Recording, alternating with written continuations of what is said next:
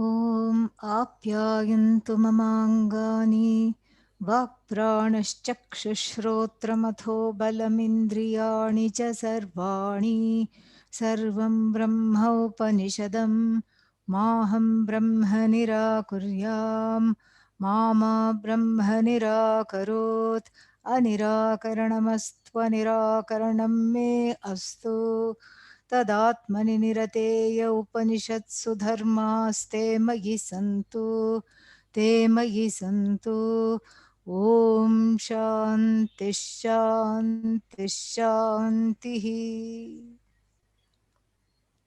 सदेव सौम्य इदमग्रे आसीत् एकमेवाद्वितीयम्. In the beginning, there is really no beginning and no end. But here the teacher, Uddalaka, is aware that he is talking to one who is invested in beginning and endings, as is evidenced by Shvetaketu ending his education and coming back home, and then beginning his education 12 years ago. So we are adepts at, history keeping, and we are adept with dates and times, and we hold time in our hearts. We hold the time very nicely in our hearts, and it is useful because so many things you can chart. Oh, that was from the vacation 2 years ago before this stupid pandemic. These are the photos we can enjoy. And keeping track of time is useful because, in a way, it keeps us in a kind of a status quo. Very nice status quo. It's also useful for holding grudges. For several years, I am holding and nursing and nurturing this grudge against these people, against humanity, against the government, against so many things. So, in a way, we identify with time. We are time based people. And if time is taken away from the equation, there is a kind of a sense of feeling of being unmoved, not completely in our element. And there is also a sense of being, uh, space wise connected to something. And if the the spatial divisions were to be taken away, one would feel not at home and displaced. I mean, it's okay to travel for a few days and experience something new. That's all wonderful. You like a change, everybody wants a change, everybody is happy to travel and do something nice for themselves, and then come back to their lives. But if this were to happen all the time, that one was feeling, one was keeping on being placed from one place to another, then what? Then it would be very discombobulating, extremely discombobulating, because one's sense of home is derived from a connection to and an identification with time and place. So, in a way, the time space matrix becomes an important factor in, in one's sense of orientation to the world, to oneself. And in fact, one can even say that one is dependent on time and space. One is totally identified with time and space as these factors, these orienting factors. And this is where even though it may seem very soothing to wake up and find that you are with your familiar and favorite things, your favorite beds, your favorite, alarm clock, your favorite teacup in the morning, all these things are very comforting. But also, the time space matrix is a snare. is a snare that totally, what does it do? Imprisons one from being unable to look beyond and from being unable to see that there is a vantage point to identifying myself. There is a place where I can see the whole setup, the whole jagat, without necessarily being enmeshed in it. Modern psychologists, contemporary psychologists, talk a lot about the problem of enmeshment. Enmeshment means what?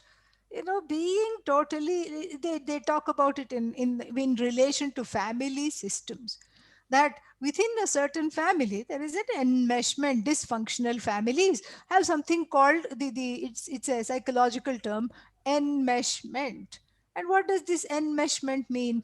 Being too much connected to one's family of origin, having some kind of a codependent relationship, and not letting the other people lead their own lives, and in fact leading it for them. That is one manifestation, one such example of enmeshment. And then being totally dependent on their well-being, whether it's family members or even in a friend circle, however it is. It starts with the family of origin, and then it continues, it radiates elsewhere. So you don't give the people the choice to be who they are. You try to live their life for them for their own good, so to speak. And the other manifestation of enmeshment is that your own happiness, one's own happiness, is dependent upon the happiness of another. And then, the psychologists, books on enmeshments will say that you need to remove yourself. Lead your own life. Don't worry about leading other people's lives and what are they doing and how are they happy. Focus on yourself. And that is, in a way, a precursor. I always say therapy is a precursor, it's a very healthy precursor to Vedanta, to understand this. Because here we have a Jagat level enmeshment. Because I am invested in time as not a relative, but an absolute entity in order to guarantee my happiness. And I'm invested in space as an absolute, not a relative entity. Even after Einstein has come along and expressed the fact that space and time are not absolute, they are relative. Space and time are not absolute, they are relative. In fact, space, when we talk about Sat, space is yet to come, time is yet to come. And look at the sad fact of the matter is that we are still having Uddalaka is constrained to say, in the beginning, before all this came into being, Sat alone was. Past tense. Past tense means time. We are constrained to say this on the level of language. But then if we ask what happened to the Sat now, Sat alone is. And what will happen to the Sat later? Sat alone will be. We are constrained to use the past, present, and future tenses for that which is always present and in the present, that which is never the past. In fact, really speaking, even in your life, there is no such thing as past. What do you mean there is no such thing as past? What about my 4 previous marriages? What about that? When you recall the 4 previous marriages, when are you recalling it? Now. In the present alone, you are recalling it. Oh, but what about the future? All the plans that I have made, the trust funds I'm leaving for my children and their children and their children and their children. This is a very wealthy person speaking. Okay. Yeah. So, and their children and their children and their, what about all that? When are you making those plans? Now. See, the past We have done what is called in Sanskrit eka poshanam. We have sipped the past as though it is some tirtha coming from the temple. We have eaten up inhaled the future, eaten up the past. All that is there is a now that never becomes then. It's a now that is always now. And so the if we extrapolate this psychological concept of enmeshment and emerging from enmeshment as an indicator of one's personal health, mental health, a healthy attitudes and values towards one's family, towards one's friends. If we extrapolate that on the level of the jagat, it's the same exact thing.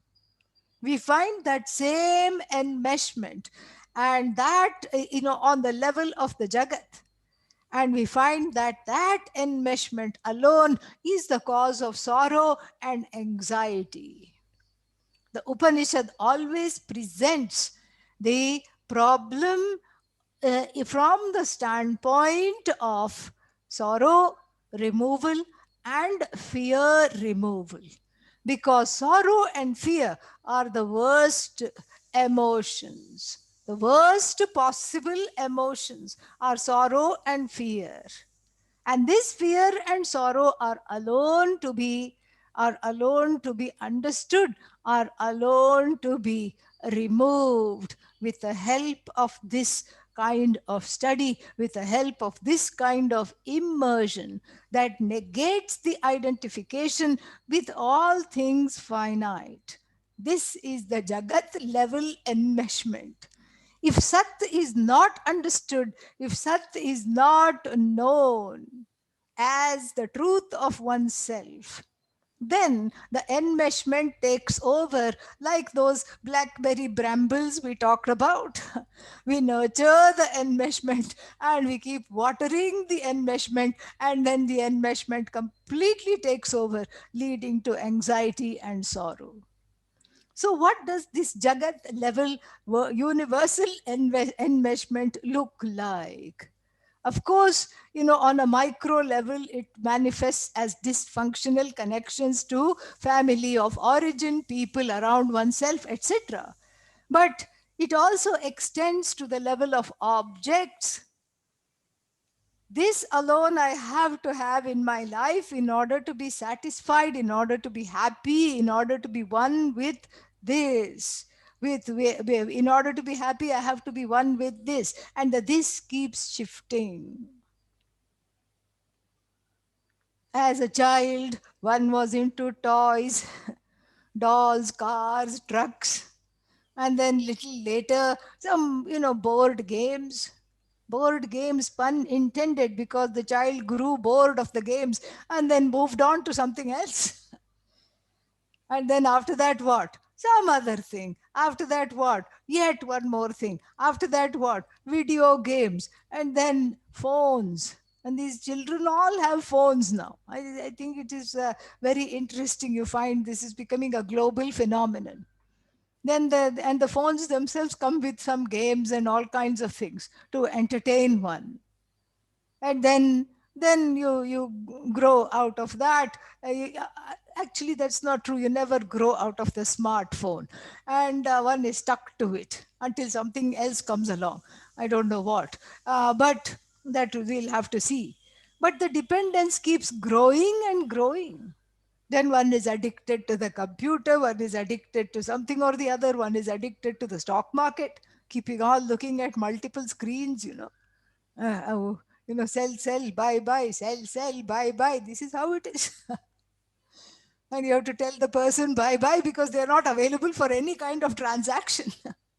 Because they are busy selling and buying, and I don't know for what reason you have to have multiple screens, and you keep looking, perhaps one for each set of shares or something like that. Very disconcerting, extremely. And what a huge waste of time. And then and already the currency, as though that was not enough, now we have something called secret currency, cryptocurrency. And then people are investing in that. One day it is up, another day it is down, and that's nothing remarkable. But one day you are up along with it, and the next day you are down along with it. This is what the whole thing is. So from being addicted to balloons at the age of 3, you are addicted to that which goes up and down and inflates and deflates just like the balloon at 93. This is what it is. And the grandfather is able to take the grandchild on the lap who is crying because the sibling burst the balloon. And the child is inconsolable. Well, that which is subject to deflation and inflation is that that which is called balloon. Don't cry. I have put such a lot of money in the bank account for you, in fixed deposits and all kinds of things. You're going to be a very rich boy when you grow up, a rich young man. Don't worry. The child is, of course, enmeshed with the balloon, and all its happiness is in the balloon. The child is inconsolable. And the next day, the grandfather is not unable to get out of bed. Oh, why? Did he take ill? No, no, no. He was depressed. So the child shakes the grandfather, wake up, grandpa. Wake up, play with me. No, not today. Why? I'm sad. Why? Because all the stocks came down. Just like my balloon, the child asks. You yourself said yesterday, what goes up and comes down is balloon. What is subject to bursting is balloon. So the child becomes the teacher now. So this addiction never really goes. The addiction to finite objects and the impossible, what should I say, effort, impossible efforts in trying to continue to make this, make that which is finite infinite. What a huge, colossal waste of time. Think about it. Finite can never become infinite. That's why it is called finite. And we have to be fine with it. That's why it is called finite. Be fine with that which is finite. But here we are trying to resuscitate and keep on life support everything that is subject to being born and being gone. The Bhagavad Gita verse one can recall here. Jatasya hi dhruvo mrityuhu. For that which is born, death is certain. Dhruvam janma mritasya cha. For that which is subject to death, birth is certain. Some birth here means some kind of transformation is certain. Tasmad apariharyerthe natvam shochitum arhasi. Therefore, Arjuna, you don't need to grieve over this. Why? Because this is apariharya, meaning this is a way of life. This is inevitably so. It is not subject to any kind of change. This is not, one is not able to change this. That everything is born, is gone, is not something that I can change. But then each time something is born, I am happy, provided, of course, it is conducive to my raga and dvesha, my preferences and prejudices. And each time when something goes, if it is dear to me, I am sad. So that means there is no possibility of being free of this. There is no possibility of moksha. No. And yesterday we talked about born is gone. And then catch hold of is. That is the nature of I. That's why the word is begins with I, to remind you of that. Is I. I is not gone. I is not born. I simply is. But this is so grammatically incorrect, but philosophically correct. That is what we are interested in. So the I alone is. And all these things with which one is dysfunctionally enmeshed in this universe is but a projection of this I. That's all it is. The projection of what? Sat, Chit, Ananda. This is what it is. And we talked at length yesterday. Sat, that which is without ever being was, and that which is unchanging. And because it is unchanging, it is non negatable. Non negatable Sat, which is the same as the non negatable I. And that Sat is not a dead Sat, it is all knowledge. It's a conscious, sentient entity, which is the source of all knowledge. What do you mean, all knowledge? Well, if you say, when you say, for example, I don't know Greek, this is Greek to me because I don't know Greek. If you say that, then what are you really saying? I know that I do not know the Greek language. So you see here, there is a very harmonious coexistence of I know and I don't know. How is that possible? I know should be opposed to I don't know. But here, happily, you say, I know that I don't know Greek. Only Greek yogurt I know, but I don't know the Greek language.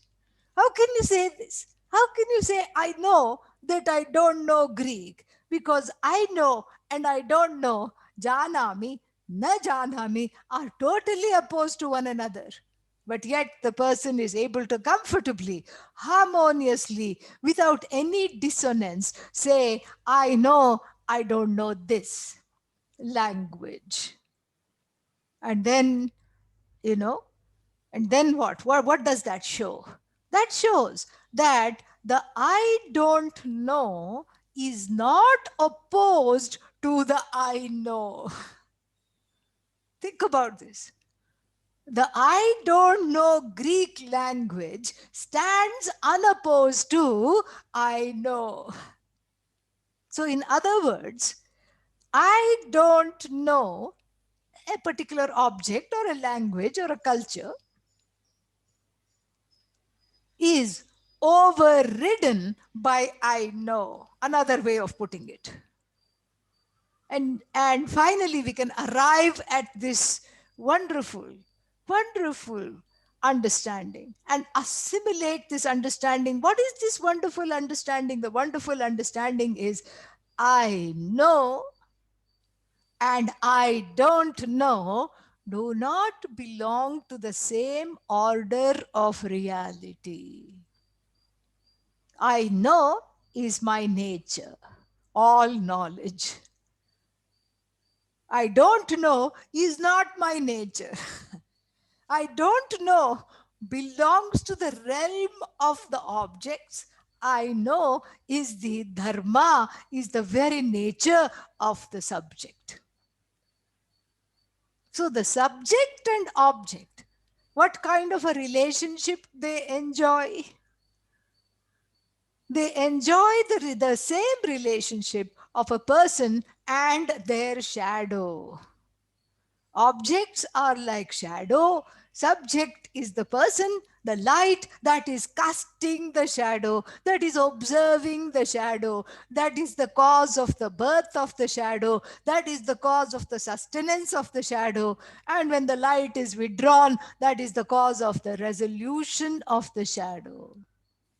When the shadow goes, the person doesn't cry. When the shadow comes, the person doesn't hug the shadow. I have been looking for a friend.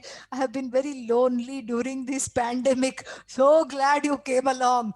No such thing happens. No such thing happens. Not possible. You cannot become one with the shadow. Neither can you keep the shadow going because your happiness depends upon the existence of the shadow. Neither of these postulates are true. And so, therefore, what? The two orders of reality must be understood very, very, very carefully.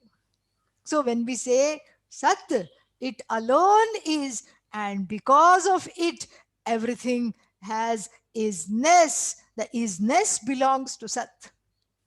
And same thing with Chit. Chit means all knowledge. All knowledge that never converts itself to I don't know. I know that I don't know something relative, but here the I know presides. And then all knowledge, meaning every object in the universe is as good as what you know about it. When I say tree is, tree asti is, then what I'm saying is tree knowledge is. The existence of the tree is non separate from what you know about it. Tree is means what? Trunk is, trunk knowledge is, branch knowledge is, leaf is, leaves are, leaf knowledge is.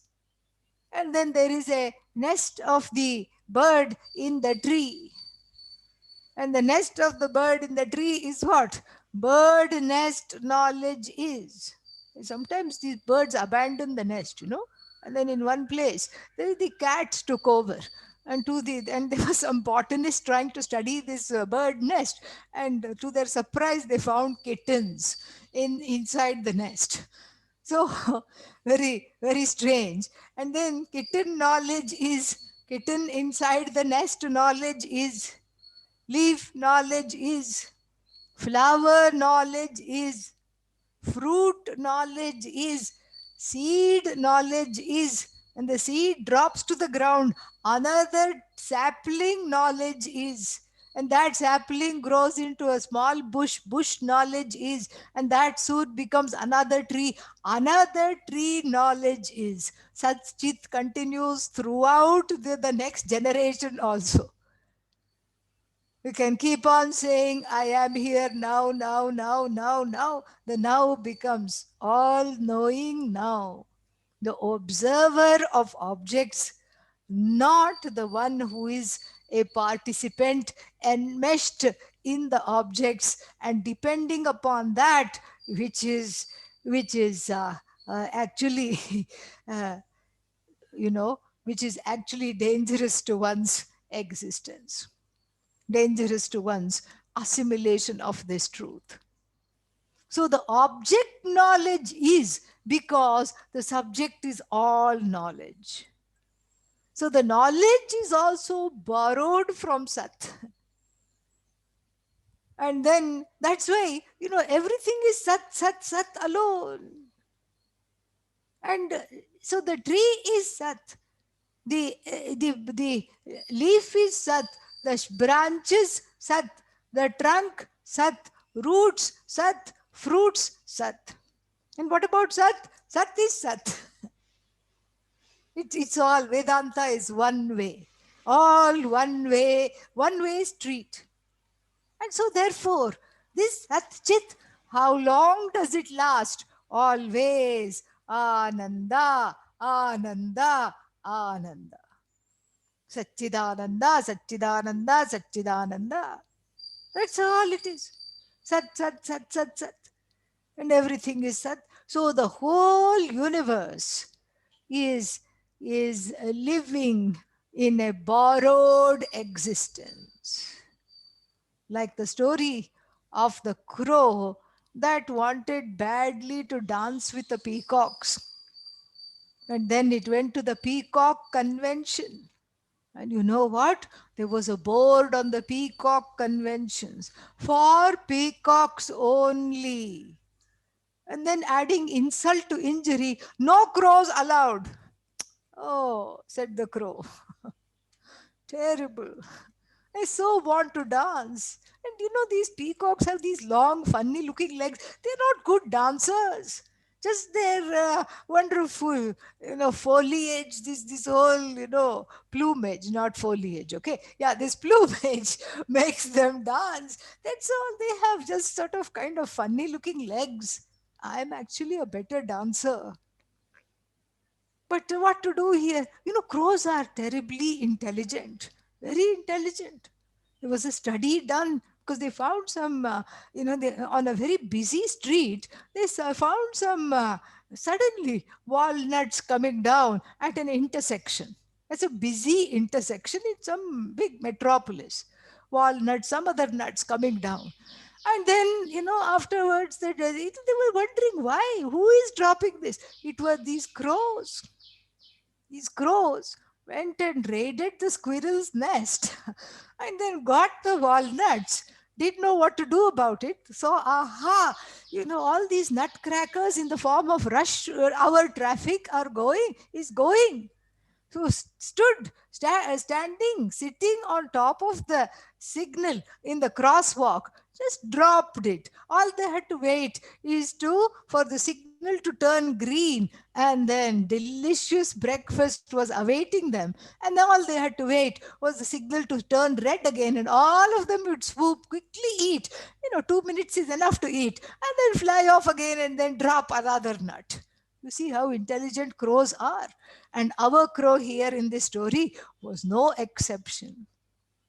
And it looked at these sloppy dancers, and then very longingly it made a parikrama, it made a pradakshina, a circumambulation of the perimeter of this convention. And it had a idea. All these peacocks are dropping their uh, plumes, their feathers, whenever they dance. And it just collected all of them, as many as it could find, and then stuck them onto itself. Maybe it found a little piece of some gluten, and then it added like some glue. That's why it's called gluten, because it acts like glue. Okay, so it found some glue in the gluten, and then it just made itself look like a peacock, and then went proudly strutting into the peacock convention. And then the bouncer who was standing there looked at this, and he had been trained to be sensitive to differently abled peacocks. And he said, okay, don't say anything, because he had sensitivity training, and not to say, why do you look like this, and shaming another person for looking different. He said, oh, please come in. Come in, enjoy yourself. And the crow danced and danced and danced and danced and danced. And then what? The inevitable happened. Everybody knows the ending to the story. It forgot itself and danced harder and jumped higher. And then what happened? The plumage, the feather called Sat fell off, feather called Chit fell off, feather called Ananda also fell off. And then the crow was booted out of pecked out of the convention. This is exactly everything that dances, everything that prances, all objects of raga and dvesha that dance and prance and come along, and entice one. Come dance with me, says something in the universe. Eat me, say many things in the universe. Drink me, say many other things in the universe, some of them unsavory, and some of them, and then, experience me. Look, I'm so small. How can I lead you on the path of temptation? I'm just a little golden colored liquid in a glass. How can I lead you on the path of temptation? How can I lead you away from the truth of yourself? Oh, come on, just have a sip. And then one feels, oh, this is just a small thing. I'm just having a sip. And then that sip, what happens after that? That object takes over the sense organs and the mind and the ahankara. And then what? One is no longer in the driver's seat. One is driven crazy by the objects because of this enmeshment. Because I have given over my well being to another person, thing, situation, circumstance, phenomenon, whatever you fill in the blanks. And this giving over is a very, very dangerous enterprise. And that is why Uddalaka needed this teaching. Sadeva Asit. Asit should not be taken in the past tense. It is just there for the sake of being able to talk about it. How else will we talk about it? The beginning doesn't mean the beginning of the universe. Beginning, universe really is a manifestation. It's a manifestation of Bhagavan in the form of Satchidananda Atma. It is a manifestation. So all we can talk about is the manifest universe, then a demanifest universe going back to a place of unmanifestation. Manifest, unmanifest, about to be manifest. This is all that there is. And one has two choices. Choice number one, become part of the identify with the manifestation, come to grief and sorrow, or identify with Ishvara and watch the glory of the self manifesting as the universe. And there's only two options. And which is the clearer and the more desirable option is very, very, needless to say, is very, very obvious. One doesn't want to be enmeshed, yet one finds one enmeshed without really wanting to. This is the problem. And this is why we need the study of the Chandogya, because the understanding derived from the Shvetaketu and Uddalaka dialogue helps one to first question this enmeshment and then override this enmeshment by abiding firmly and completely in this Sat. Uddalaka continues with this teaching. He says, Vacharambhanam vikaro namadheyam. And before that he says, Ekena mritpindena sarvam mrinmayam vijnatam bhavati iti. Hey Somya, oh dear one, oh dear boy, by examining, by inquiring into one pinda of dirt, clay, mrit, clay, pinda, a ball of clay, a lump of clay. By understanding and looking at one lump of clay, the entire clay world, in other words, the world of earthenware, is as good as understood. The entire world of earthenware is as good as known. You don't have to do a PhD on each pot, each cup, each lid. Each one has six chapters. Introduction, beginnings of pot, and then this pot, that pot, small pot, big pot, how many kinds of pot, and more importantly, what have other scholars said about this pot? And then I have to be, that's how the PhD is born. The PhD is born mostly by critiquing other people, okay? And then saying one, and then being brave enough to say one small thing on your own. And then what? That is left for another PhD. So you're doing a service. If you write a PhD thesis, you're doing a service for the next person to critique you, that one small thing that you said independently, and then they will take that and tear it apart, and then they will get a doctorate. So you don't have to do a doctorate on a pot. If you know clay, all the pots are understood. I saw one photo that had won a prize, and it was just this a woman painting diyas. Diyas means little earthenware lamps.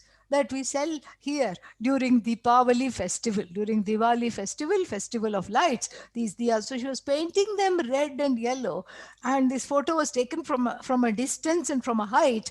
And then so she was also wearing red and yellow sari, and she was sitting here among so many diyas of various sizes that she had just put in the kiln or was about to put in the kiln, and she was painting it.